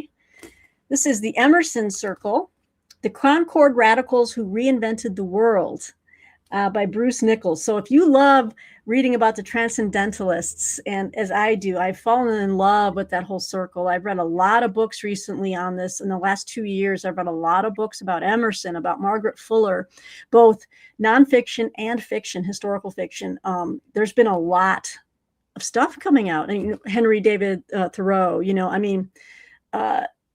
so this is coming out from Avid Reader Press, and it just sounds so interesting. I've just started it, but it just covers the circle. We got Emerson, Nathaniel Hawthorne, Margaret Fuller, Louisa May Alcott, and of course Thoreau. And it talks about how they were not only just reading and writing about philosophy, but also about the politics of the day and how they're anti-slavery and I've just really fallen in love all over again with these people. They were just, wow. They were brilliant, and they really had a vision, about what this country could be. And I heartily recommend, there's a historical fiction novel that came out last year that I reviewed, and I loved it. And it's called Finding Margaret Fuller by Alison Pataki. Just wrenching. It was great. It was a great read, and it brings all of these people to life. If you just, that's the joy of historical fiction for me, is just seeing how these people could have they come to life in someone else's imagination. All right, historical fiction. Good segue here. Bring it. I'm coming back to the Killer Angels right fast. Do it. I'm just, what am I, 3 chapters in, I think? Yeah, I'm getting ready to start chapter 4. But you are exactly right. Good historical fiction will make you feel like the people, like you're along for the ride. And the last part that I was going through was, let's see, this morning was Joshua Chamberlain and then Buford. What is his name? Buford. Yeah, I love Buford. Yeah. And, going through this, and it was just one chapter. It wasn't even like a huge chunk. And he's a good writer, Shahara. Yeah, he is good.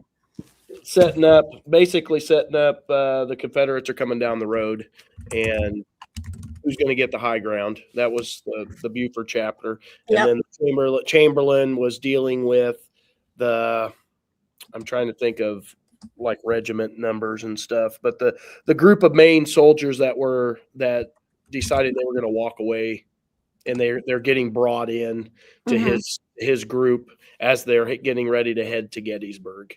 And so he was dealing with those issues. Do you bring it along, or do you just shoot them? Because he had permission to just shoot them. Yeah, he did. Now, what do you think of the writing style of Michael Shara as opposed to Jeff? No, see, I haven't read Jeff yet. Oh, I thought you had read at least something of his. Nope, not Jeff's. No, so none of his books. I have them, and I'm going to be reading them. Yeah, I haven't read his yet. So I got the last full measure, book 3 in this. Yeah. And then I have some of his. He's got another Civil War trilogy. He's got American Revolution. He's got World War II. I've got the American Revolution and the World War II stuff. He's also got, I think one novel on World War I too. So. Yeah, and I don't have that. He tries to cover all those periods. And for anyone who wasn't around at the beginning, I finally got the image. Are you ready for this? I'm ready. This is Jeff Shara's book. It's coming in November, so you got to wait a little bit. But here it is. Doesn't that look good? I love it. I like it. Yep. I love it. Okay. I'm sold. Yep, I know. I'm like, I definitely want to get an advanced copy of that and talk about it, and hopefully have him back on the show. I will say I have read Michael Shara's For Love of the Game. Oh, baseball novel. I love the movie and got the book a while back and read that and loved it. Yeah. I mean, it goes really well with the movie. So yeah, that's my historical fiction right at the moment. Okay. Well, that sounds good. As far as moving into this area, I didn't bring all the books in because, like I said at the beginning of this, I was just going to focus on the history. But I am starting a stack of historical fiction novels that I'll be reviewing in Historical Novels Review, their next issue. So those are things I'm about to start. And I think next week I'm going to be reading a lot of historical fiction. I've got a book about Mrs. Benedict Arnold, which I'm about a third of the way through. So that's kind of interesting. You know, Mrs. Benedict Arnold, her name was Peggy. Hello. Peggy Shippen was her. She was the siren on the rocks. Oh yeah, wasn't she? Because she was like hanging out with John Andre, the British guy at first. Yeah, buddy. And then I think he introduced her to Benedict, and then the rest is history. Did you ever watch the show Turn? I did. Yeah, I love that. I got it on DVD. Yeah, that was a great show. Yes. Okay. That really brought the revolution to life. I didn't know if you had seen that or not. I did. Yeah, I think it's worth a rewatch. I think I should just I should try to get that going. So, but I didn't bring those because also it would take us way long. I'm reading a stack of historical fiction, or about to. That's part of the what am I reading next, right? What we're about to read. I'm going to show you this one more book, and I should be done. I just have one more left also. Okay, great. Well, this is another this is another University Press book. I discovered this new venue that I can write reviews for that are it's called On Point, the Journal of Army History. And I contacted this guy, and I was just like, hey, I like your site. Are you looking for any, other reviewers or anything? And he says, absolutely. And so I picked out this book, and what it is you pick out a book, he'll send it to you, and you got about 90 days to read it and write a review, and then you can ask for another one. So I'm really excited about writing for this new online outlet. But it sounded really interesting. This is called Dread Danger: Cowardice in Combat in the American Civil War by Leslie J. Gordon. And it's put out by Cambridge University Press. So this book is already out. It's just waiting to be reviewed by someone. And I said, I'll be the one because, that this is an interesting topic. Like you mentioned earlier, Bill, like the word keyhole history or something. So this will be all about just, cowardice, cowardice in combat. And probably I would imagine some chapters on, punishment of cowardice in the ranks and stuff like that. So I'm excited to dig into this. I don't know what to expect. Ooh, there you have it. And that cowardice. It ties in perfectly with that. And I wonder, you'll probably make a reference to Crane in here, I'm sure. Don't know. Let's see. Stephen Crane. Stephen Crane is mentioned in like the intro. Yeah. So Dread Danger. That looks good. Yeah. All right. So here's my last one that I brought with me that I'm working on, and it's Lexington and Concord: The Beginning of the War of the American Revolution by Arthur B. And you can tell me how to pronounce his last name. Tortolo. Sounds great. But it's just a basic retelling of Lexington and Concord. I am enjoying it. It is giving in my opinion, it's given it from both perspectives. It's not just a one-sided, these guys started it versus the other guys started it. Could Go you ahead. show that one more time on the screen? I'm going to look at that. Okay. Arthur Turtelot, Lexington and Concord, the beginning of the War of the Americas. Okay. I've got to get that one. Mm-hmm. I haven't read a lot about the Lexington and Concord battle. I mean, it wasn't like a long, drawn-out battle, right? I mean, it happened fairly quickly, Oh, didn't it? no, it was just a matter of literally minutes. Really Okay. wasn't much of the battle itself. It was more the chase back to Boston Okay. when the Americans chased the British back to Boston. Yeah. That was more of the heavier part of the fighting. But right now I'm on the part where we're in between the fighting, and it was absolutely funny because there's a part in here where, and if I can find it, I'll read it to you. The British are coming into the houses, and they're forcing them to feed the officers. Mm-hmm. And am I going to be able to find it? There's a part in there where and they're paying for it. They're paying hard currency for the stuff. And there's a part in here where it's talking about the New England women were like they were torn because there's part of them that wants to be patriotic and ignore them and say, I'm not taking your money, I'm too good for your money. And then there's the other part of them where it's like they're tight and they're like, give me the money. And they're being like real life, basically. Yes, it was absolutely. I was sitting there laughing. My daughter, we were doing her 30 minutes of reading, and I was reading this, and she started looking at me weird because I was laughing when I was reading it. Yeah. But, yeah, well, that's good. That is great. I'm going to look that one up. Okay, I got a better one for you if you're wanting to look at Lexington and Concord. Tell me. David Hackett Fisher. Oh, yes. I got to think of the exact name of it. The British Are Coming, maybe. Oh, yes. Maybe that's not the name. That might not be the name of it, but it's by David Hackett Fisher. Okay. I've got several books by him. Yes. I'll have to look that one up. I'll find it here. Okay. And while you're doing that, let me just say,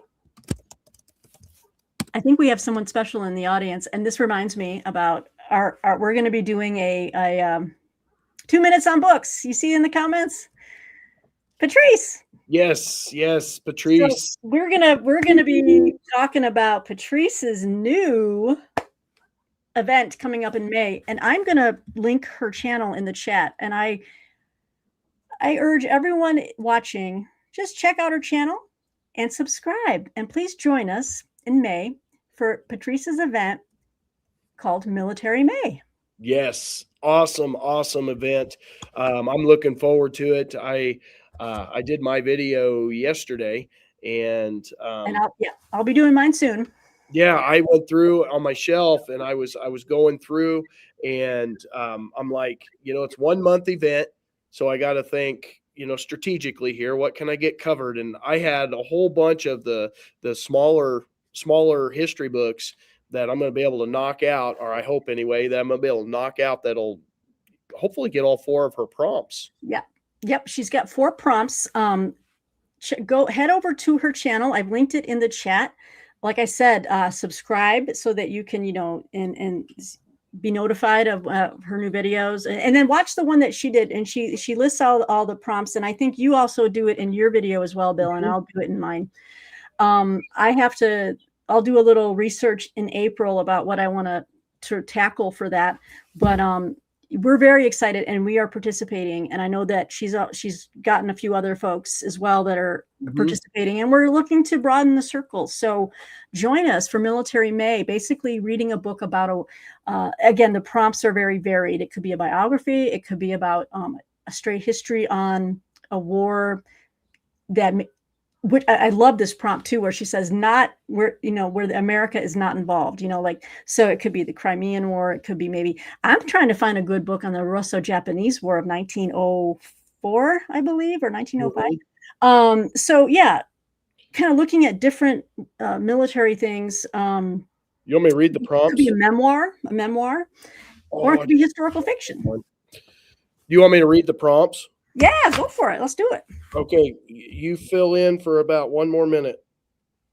Okay, I will. Time Travel Reads told us if you're wanting to look at the beginning of the revolution from a military perspective, check out Derek W. Beck's duology. Thank you, Time Travel Reads. I will. And let's see here. Derek W. Beck's. It's a duology, so I cannot wait to look that one up as well. Yes, Christina said it so well. So many books, so little time. Yes. Paul Revere's Ride by David Hackett Fisher. That was the one I was thinking of. Oh, what's it called again? Sorry. Paul Revere's Ride. Paul Revere's Ride. I will remember that. Really good. Okay. Really good.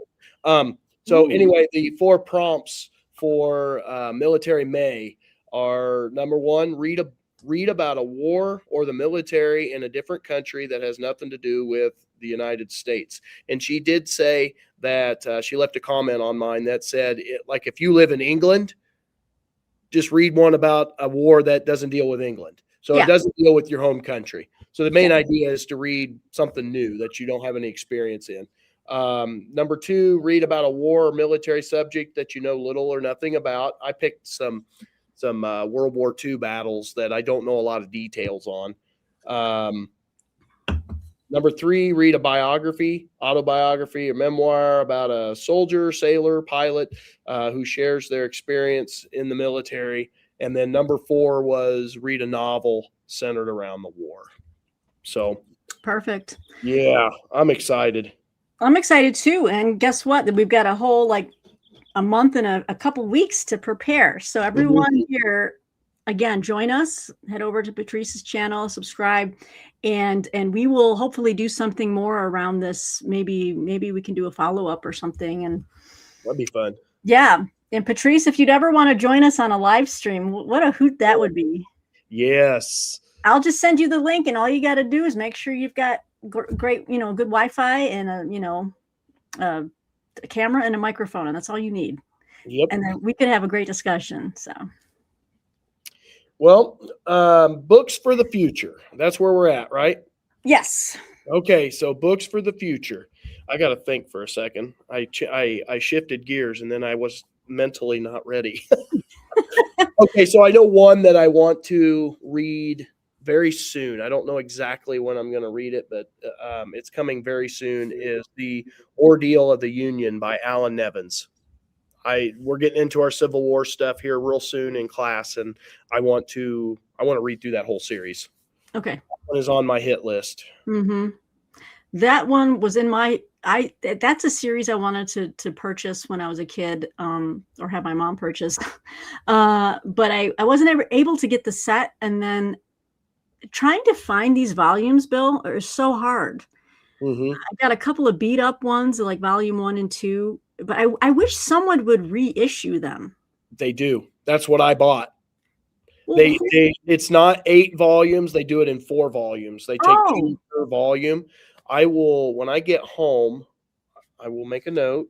Yes, please. Take a picture of it, and I'll send it to you so you know where to go. Thank you. Yeah, that is exactly what I did. I got a reprinted version, whatever you call it. A reissue. Yeah. Reissue. Yeah. So, okay. Yeah, I need that. Yeah. What else are you? Like I said, reading a lot of historical fiction next week. But okay, now I'm going backwards, but Patrice and I are still working through Ralph Ellison. I just wanted to say that. There's nothing wrong with it. It's just we've been so busy. But I'm learning a lot about Ellison and his writing, and it's making me want to read about other people in his circle.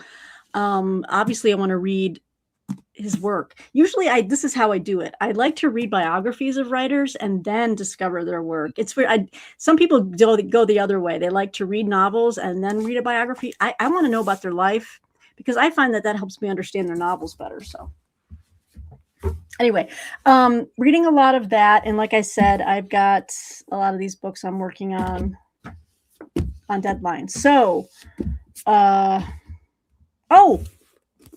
know another one I was going to do. Yeah. The Memoirs of Ulysses S. Grant. Oh. I was going to try to wait until May and do it, but I don't think I'm going to be able to wait till May. Can't wait for that. Yep. There's an annotated version I really want to get. Mm-hmm. Big hardcover annotated version. I'm trying to figure out who put that out. But anyway, yeah. Yeah. You can't go wrong with his memoirs. The other memoir from like a Civil War, I've always meant to read Sherman's memoirs, and I've got that in a Library of America edition. I think I also have another version as well, but that's another memoir that I want to read is Sherman's. Yep. So yeah. So maybe in May. There you go. Perfect time for it. Yeah. Well, this was a 2-hour live stream. Yeah, we probably ought to start wrapping up. I know. It's always so much fun, Bill. Yep. You know, let me just share this with a small amount of people who are here, plus people that'll watch the replay later. I find that I do so much better on camera when I'm actually talking to a person and sharing ideas. Mm-hmm. When I'm trying to like talk about things to myself on this camera, I find that I kind of it doesn't work as well. I'm just kind of stuttering. I lose my train of thought. You know what I mean? I'm just not the most polished, person on camera. That's why I feel like, yeah, you get it, right? I do better with like author interviews, and I'm talking with someone. When I'm doing live streams with you, I feel like things come out so much easier. You know what I mean? Because I can see you nodding and you're like, oh yes. And then there's this, and then I love it. This is what I feed off of, Well, during and I know I've told you this before, but during COVID, when we had to do videos, I hated every minute of that. Hated it. I don't know how else to describe it. I hated it. Just pure hate. Yes. I'm not a hateful guy, but I did hate that. Yeah. But so I get it. Looking at it from another perspective, though, it did make this doing YouTube a lot easier. Well, okay. So there was a silver lining there, and we're so glad that you decided to make your channel. I've had a lot of fun. Me too. And Christina says more live streams. I can't disagree with that, Christina. It's just a matter of finding the time. Because between Bill and his teaching and having, family and just all the things that you're doing, maintaining your beautiful home, and then what I'm doing is a lot of you've got a lot of things going on too. A lot of things, but it's like I enjoy them, so it's just a matter of trying to make sure I make time for the things that really fill me up. This fills me up. I love this. This was a wonderful escape for me for 2 hours, so thank you. Yep. And I know my wife appreciates what it does for me too. Oh, she knows I really enjoy doing this. And so when I bring it up, she's just like, okay, see ya. Oh, okay. Yeah. She's like, you'll come home happier and yeah. Now, if I was going to play like old man softball, she'd be like, when are you going to be home? You have to do that. Well, give my best to Amber and tell her I'm always here to help, I will. I'm here to help. Yep. All right. Well, let me just say to everyone in the chat, thanks for watching and tuning in. And and we always say, let's not wait as long for next time. We'll just have to say we will get these in as soon as we can. Yep. Right. And we invite questions from everybody. We do. That helps the discussion. It does. It does. But we've had a lot of great book recommendations too in the chat. So thanks everybody for providing those. I'll definitely be looking up some of these. So until next time, just be safe out there, everyone. And thanks for joining. And again, Military May, check out Patrice's channel. Join us because we'll be doing it. Yep. And check out Bill's channel. And check out Peg's. Of course, you're already here. So yep. This is my I'll probably edit the description later and put in your channel link. So that people will have it for the replay. But thanks everybody. Have a wonderful evening. Until next time. Happy reading. Bye, everybody.